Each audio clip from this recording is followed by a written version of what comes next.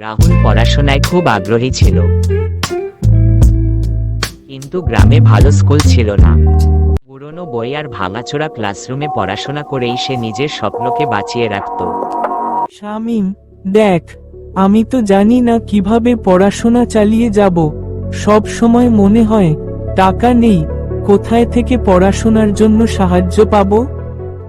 রাহুল, তোর তো এমন কিছু হবে না।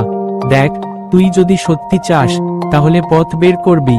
তোর মধ্যে যে মেধা আছে সেটা কোনোদিন চাপা পড়বে না, খালি ভরসা রাখতে হবে নিজের ওপর।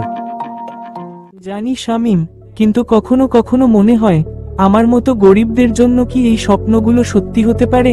আমার তো কোথাও সাহায্য নেই।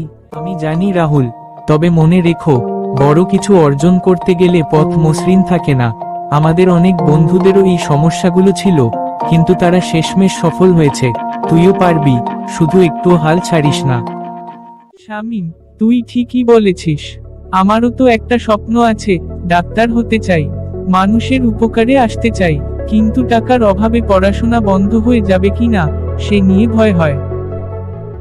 রাহুল, তোর স্বপ্নকে জীবন্ত রাখতে হলে প্রথমে মনোবল প্রয়োজন। তুই যদি আরেকটু কঠোর পরিশ্রম করিস, তুই স্কলারশিপের সুযোগ খোঁজ, অথবা আমাদের কলেজের মধ্যে যারা সহায়তা দেয় তাদের কাছে যেতে পারিস।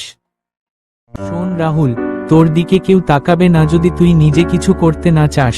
বিশ্বাস কর, একদিন তুই ওই ডাক্তার হবি, আর আমরা সবাই গর্বিত হব তোর জন্য। শামিম, তোমরা যদি পাশে থাকো তাহলে কিছুই অসম্ভব নয়। আমি চেষ্টা করব নিজের স্বপ্ন পূরণের জন্য। শোন রাহুল, তুই যখন একবার ঠিক করবি তখন আর কিছুই থামাতে পারবে না। আমরা সবাই তোর সাথে আছি।